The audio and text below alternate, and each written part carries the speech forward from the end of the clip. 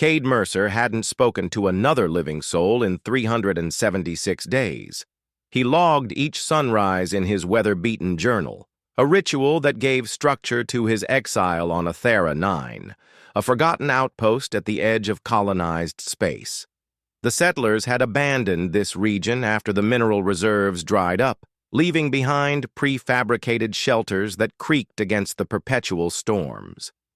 Tonight's tempest was the worst of the season. The winds howled like artillery fire, a sound that still jolted him awake most nights, phantom blood on his hands. He secured the storm shutters with practiced movements, his military precision never quite fading despite his efforts to bury Major Mercer beneath the simple existence of a frontier recluse. The scars across his left shoulder ached, as they always did before a major storm. 14 years in the Interstellar Defense Corps, 8 as a combat medic with the 47th Rapid Response Unit. Decorated twice for valor under fire. Honorably discharged after the Tarsus massacre, though the official records called it a strategic withdrawal. 23 civilians dead. 7 of them had died under his hands as he worked frantically to stabilize them for evac that never came. Orders changed. Priorities shifted. Acceptable losses was the term his commander had used. Cade threw another synth log into the heating unit and watched the blue flames climb higher. The storm intensified, shaking the walls of his shelter. He poured 2 fingers of synthetic whiskey and raised it in his nightly toast to ghosts. The perimeter alarm cut through the storm's roar, 3 short bursts indicating movement near the eastern approach. Probably another rock lizard seeking shelter, but Cade grabbed his pulse rifle anyway. Survivors didn't last long on frontier worlds by making assumptions. He activated the exterior camera feeds. Something large had collapsed just beyond the light cast by his shelter, not a rock lizard. "Damn it," he muttered, already reaching for his medical kit. The rational part of him screamed to stay inside. This wasn't his problem. He'd paid his debt in blood and nightmares, but his feet were already moving. The wind nearly knocked him flat as he stepped outside. 10 meters from his door lay a humanoid figure face down in the red dust. As he approached, he noted the distinctive silver-blue skin and delicate gill-like structures along the neck. Miraean, one of the aquatic species from the Cygni system. She was badly wounded. Plasma burns scored her right side, and a darker blue liquid, blood, seeped from a deep gash across her abdomen. Combat injuries. Someone had been hunting her. Cade knelt beside her, professional instincts overriding everything else. She was still breathing, though each inhale came with a rattling sound that suggested internal damage. As he gently turned her over, iridescent eyes fluttered open, the color of abalone shells with vertical pupils that widened in terror upon seeing him. She tried to pull away, a weak sound escaping her lips in a language his translator couldn't catch. Then her gaze moved past him, scanning the storm-racked horizon with desperate intensity. "They're coming," she said, her translator finally syncing with his. Her voice had an echoing quality, like words spoken underwater. "Please. They're coming." Whether by instinct or long-buried compassion, Cade lifted her as carefully as his battle-trained arms would allow. She weighed surprisingly little, her body temperature cooler than human norm. Her head fell against his chest as consciousness slipped away. For the first time in over a year, Cade Mercer wasn't alone. For the first time in much longer, someone needed him to save them. And this time, there would be no orders to withdraw. The Myrian woman remained unconscious for 2 days. Cade worked methodically, applying regenerative bandages to her plasma burns and injecting nanomenders to repair her internal damage. Her physiology was similar enough to humanoid standard that his military medkit worked, but different enough that he had to recalibrate dosages and monitor her constantly. During his vigil, he noticed unusual markings along her forearms, not tattoos, but naturally occurring patterns that shifted subtly with her breathing. Her webbed fingers occasionally twitched, as if reaching for something in her dreams. The translator device embedded near her throat was military-grade but bore no insignia. On the third morning, she awoke with a startled gasp. In one fluid motion, she pressed herself against the wall, eyes darting to every corner of his shelter. "You're safe," Kate said, keeping his distance. "I found you outside during the storm." Her vertical pupils narrowed as she assessed him. "How long?" 3 days. "You had plasma burns and internal bleeding." He gestured to the bandages. "I was a combat medic." She touched the healing tissue gingerly. "They will track the medical supplies." "Nanosignatures." Cade shook his head. "Not these. Black market. Off-grid." He didn't explain how a discharged medic came to possess untraceable military-grade supplies. Some habits died hard, preparation for worst-case scenarios being one of them. She studied him silently before giving a slight nod. "Tyleri," she said eventually. "What?" "My name." "Tyleri." She pronounced it with a slight resonance that his translator couldn't fully capture. "Cade." That was the extent of their conversation for the next several days. Tyleri spent most of her time watching the perimeter feeds or looking out the small reinforced window. She moved with the caution of someone accustomed to danger, wincing as her wounds healed but never complaining. On the 6th day, while Cade prepared a nutrient meal compatible with her physiology, she finally spoke again. "You live alone." "Why?" Cade continued stirring the protein mixture. "Prefer it that way." "No one prefers isolation." Her voice carried that underwater echo. "It is merely the price some pay to avoid greater pain." He set the bowl before her without responding. The statement hit too close to something buried inside him. That night, perimeter alarms triggered twice. Someone was scanning the area, methodical sweeps moving in a grid pattern. Cade recognized military search tactics when he saw them. When morning came, Tyleri had moved her sleeping pallet to the corner with the clearest sight lines to both exits. On the 8th day, she found him reviewing his old field journals, a habit he'd fallen into during sleepless nights. "You were present at Tarsus," she said, recognizing the star date. Cade slammed the journal shut. "That's private. You tried to save them." "It wasn't a question. I failed. Yet you tried to save me." Her head tilted slightly. "Why?" Before he could answer, the proximity alert sounded. 3 signals. Ground transport approaching from the south. Cade moved to the weapons locker, pulling out his pulse rifle and a smaller sidearm. "Can you shoot?" he asked, offering her the sidearm. Tyleri took it with practiced familiarity. "I was not always a fugitive." As they prepared defensive positions, Cade realized this was the first time in over a year he'd felt fully alert, his senses sharpened not by fear but by purpose. Something long dormant stirred within him, not the ghost of his past, but the presence of his training. "They will have scanners," Tyleri whispered. "They will know I am here." "Then we make sure they regret finding you," Cade replied, surprised by the protective edge in his voice. When their eyes met, something unspoken passed between them, 2 survivors recognizing the weight of each other's silence. The confrontation ended with 2 destroyed scout drones and a quick retreat by their operators, mercenaries, judging by their mismatched equipment. Cade's booby traps and frontier paranoia had bought them time, but not security. "They'll return with reinforcements," he said, cleaning his weapon. "We need to move deeper into the Badlands." Tyleri nodded, already gathering essential supplies. "You do not need to come. This is not your fight. Staying here is no longer an option." He didn't say that returning to solitude suddenly seemed intolerable. They traveled by night, navigating the rugged terrain using Cade's knowledge of abandoned mining tunnels. During daylight hours, they sheltered in the natural caves that dotted the planet's surface. It was in these quiet moments that words began to flow more freely. "You were on Tarsus during the evacuation," Tyleri said on their 4th night in the caves. It wasn't a question this time. Cade stared into their small heater. "How do you know about Tarsus?" "I was part of the Interstellar Coalition's investigation team." Her gills fluttered slightly. "What happened there?" "It was not as your military reported. 23 civilians died under my watch," he said flatly. "That's all that matters." "Is it?" Tyleri's luminescent eyes studied him. "Your commanders abandoned those people. They ordered you to withdraw. Yet you stayed until the last transport, trying to stabilize the wounded." Cade's head snapped up. "How could you possibly know that?" "Because I interviewed the survivors."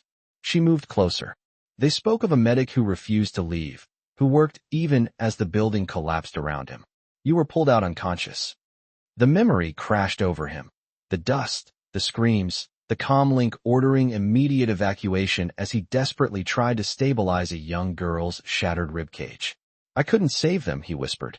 "No, but you tried when others wouldn't." Tyleri's webbed hand hovered near his, not quite touching. "In my culture, intent carries its own honor." That night, Cade told her everything. The rushed evacuation, the changing orders, the moment he realized no more transports were coming. She listened without judgment, her eyes never leaving his face. In return, she shared her own story.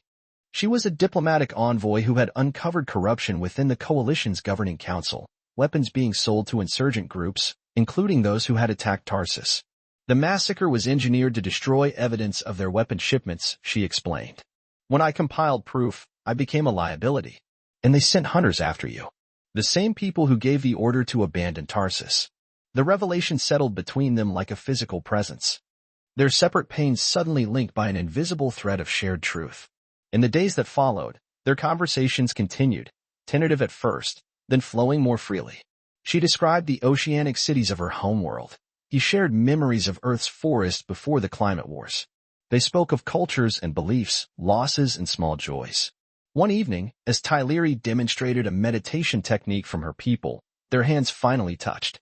The contact sent an unexpected warmth through Cade's chest, something he'd thought long dead, now flickering back to life. They found refuge in an abandoned research station nestled within a mountain range. The facility's geothermal generators still functioned, providing warmth against the planet's bitter nights. As weeks passed, the space transformed from a temporary shelter into something that almost felt like home. Tyleri's wounds healed completely, revealing intricate patterns across her silver-blue skin that glowed faintly in darkness.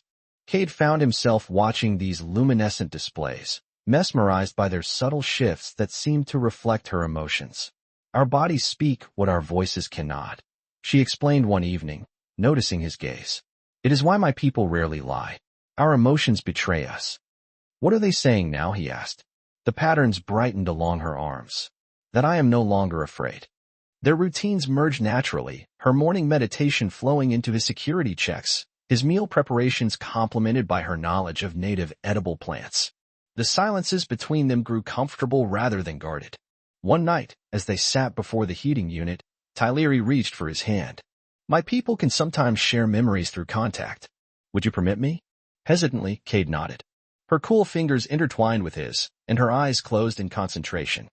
A strange sensation washed over him, not intrusive, but gently questioning, like water seeking its level. "Think of Tarsus," she whispered. "Not as you remember it, but as you felt it." The memories surfaced, but differently focused not on his failures but on his determination, his refusal to abandon his patience, his hands steady even as hope faded. Through her perception, he saw his actions stripped of guilt and infused instead with a fierce compassion. "This is how they remember you," Tyleri said softly. "This is how I see you." When the connection faded, tears streaked his face for the first time since the massacre. She wiped them away with gentle fingers, her own eyes glistening with a pearlescent liquid. That night, as the planet's twin moons cast silver light through the station's viewport, their bodies came together with tender exploration. Her cool skin warmed beneath his touch, his battle scars gleamed under her luminescent fingertips. They moved together in a rhythm that bridged their different worlds, his human heartbeat syncing with the undulating patterns across her skin. In their intimacy, Cade rediscovered parts of himself long thought destroyed by war, vulnerability, tenderness, even hope. Tyleri's soft sounds against his neck, the gentle press of her forehead against his in a traditional Myrian gesture of trust, unraveled years of isolation.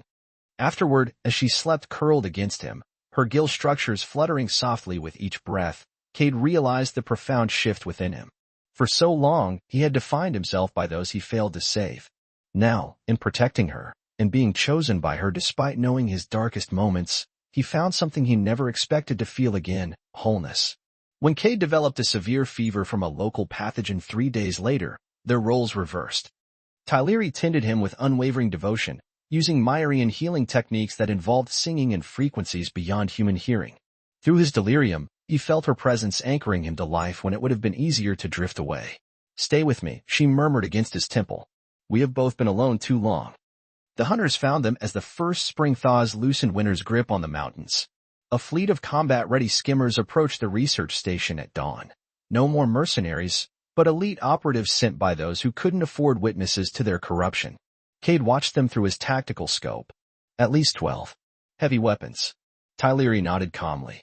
They expect me to run. It is what I have always done. What will we do instead? He asked, already knowing the answer in his bones. We stand, she said simply. Her patterns glowed with resolute blue light. They had prepared for this moment, transforming the station into a defensible position over the previous weeks. Cade's military training merged with Tyleri's knowledge of her pursuer's tactics. Together, they had created something neither could have managed alone. Before this begins, he said, checking the charge on his rifle, I need you to know something. Her vertical pupils widened slightly. When you found me, I was already dead inside. Just hadn't made it official. He met her iridescent gaze. Whatever happens today, you gave me back something I thought was gone forever. And what was that? She asked softly. A reason. The first explosion hit the eastern perimeter. Rather than fear, Cade felt a crystalline clarity he recognized from his best moments in combat, when purpose aligned perfectly with ability. They moved in coordinated precision. While he provided covering fire, Tyleri activated the electromagnetic pulse emitters they had salvaged from the station's old security systems. When attackers breached the lower level, he engaged them directly while she accessed their communication networks using codes she had memorized during her time as a diplomat. It wasn't just a fight for survival. It was their stand against the corruption that had damaged both their lives. As Cade tackled an operative who had flanked their position, he realized he was no longer fighting the ghosts of Tarsus. He was fighting for a future he suddenly, desperately wanted. The turning point came when Tyleri broadcast the evidence she had gathered, not just to the approaching backup vessels, but to multiple coalition frequencies. The Hunter's own communications erupted with confusion as commanders realized their covert operation was now visible across multiple systems. Within hours, coalition peacekeepers responded to the unauthorized military action on a civilian outpost. As the Hunters retreated or surrendered, Cade and Tyleri emerged from their defensive positions, battered but unbroken. Under the protection of legitimate coalition forces, they stood together on the plateau overlooking the valley. The setting sun cast long shadows across the terrain where Cade had once sought isolation as punishment. It's over, Tyleri said, her patterns shifting to colors he'd never seen before, deep purples and golds that seemed to pulse with emotion. What happens now? He asked, suddenly uncertain. Her mission was complete. Her name would be cleared. She could return to her world, to water and open seas, not the harsh dryness of this frontier planet. Tyleri turned to him, taking both his hands in hers. Now we choose. Together. I don't belong in your world, he said quietly. And I do not fully belong in yours, she acknowledged. Perhaps we create something new. Something between. As coalition ships prepared transport facilities below them, Cade looked at the woman who had pulled him from his self-imposed exile. In saving her, he had indeed saved himself. The ghosts of Tarsus would always be with him, but they no longer defined him. Something between, he repeated, drawing her close as the last light gilded the mountains. I think I'd like that. Her luminescence responded to his embrace, patterns flowing like water across her skin, no longer speaking of fear or survival, but of something rarer and more precious, possibility.